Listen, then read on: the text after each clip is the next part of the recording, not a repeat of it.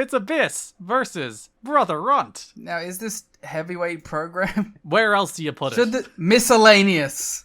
So we'll move Gale and Sorelda up then. This is miscellaneous. No, they should also be miscellaneous. Yeah, that's what I mean. We'll move them to here, to this section of the show. They get ahead of the X Division and Tag Division now. Good. July 20th Impact, Team 3D are in backstage with Brother Runt. And they're like, we're not blaming you for us losing to the James Gang and Abyss at the pay-per-view. But... They seem to be, kind of, but nonetheless. They're like, we need to leave and regroup. We came here with the goal of winning the NWA World Tag Team titles, and we got sidetracked with the James Gang, and then Styles and Daniel suddenly waltzed in and won the belts. What happened there? So we're going to leave Runt. We're going to leave you here. You gotta hold it down. You gotta behave yourself. Then they walk out of the room, and Brother Runt turns to the screen and gives a mischievous smirk. Following week on Impact, Abyss and Brother Runt brawl out of the tunnel.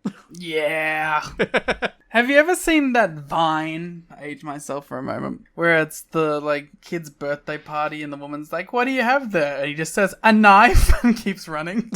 Yes.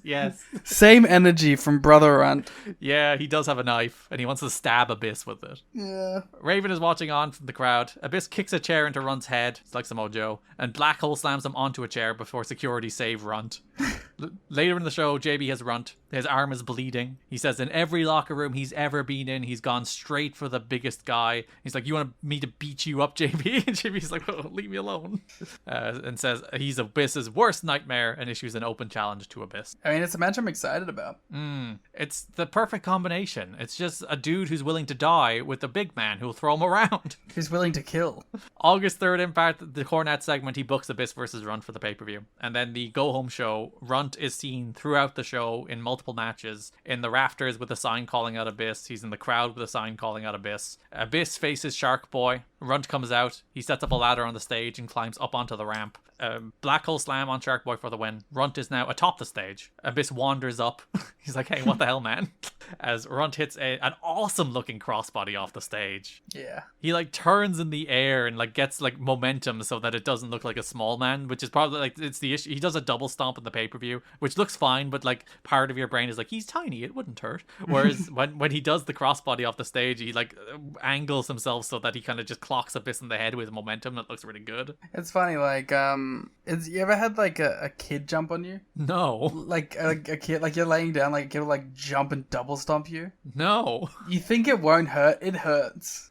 Yeah, feet do hurt. Yeah, so it still hurts.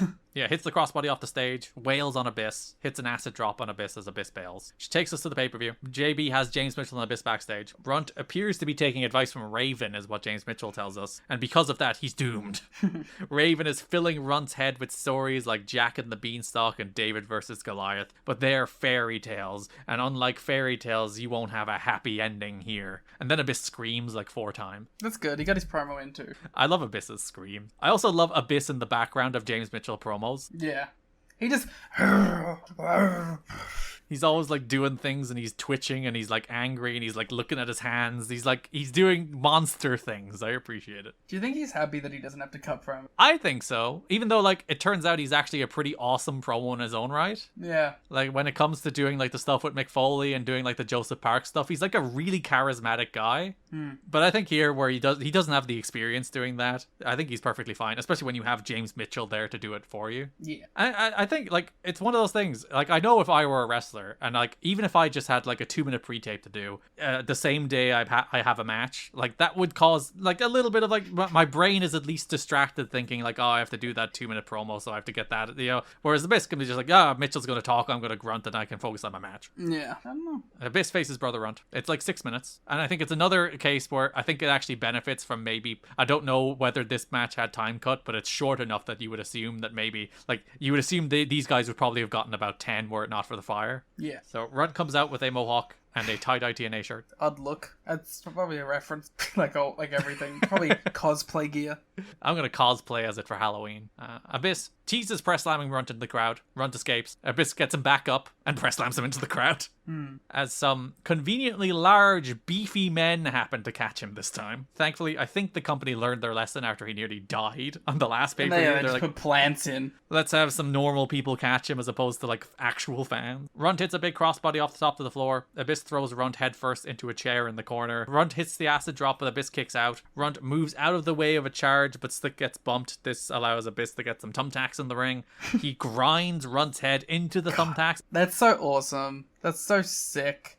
Just like, grrr. We will never get John Moxley and Abyss. Oh, yeah, if you could transport, like, 2024 Mox back into, like, 2005, 2006 to have an Abyss match, it'd be so good. The Abyss would be willing to die. But yeah, he curb stomps Runt into the tacks. This actually fires Runt up, but then Abyss just press slams him into the tacks. Black Hole Slam into the tacks for the win, as Raven once again watches on. Raven, get over it.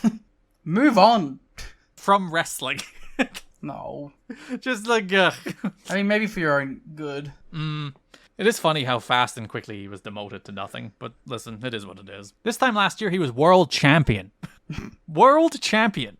Of the world. This no, it was in the July pay-per-view. He was actually wrestling Abyss, wasn't it? This was the tag with Sabu the year before was the August match, wasn't it? Oh, whatever. You should know these things now, Liam. You've hosted the TNA podcast. Oh, it all blurs.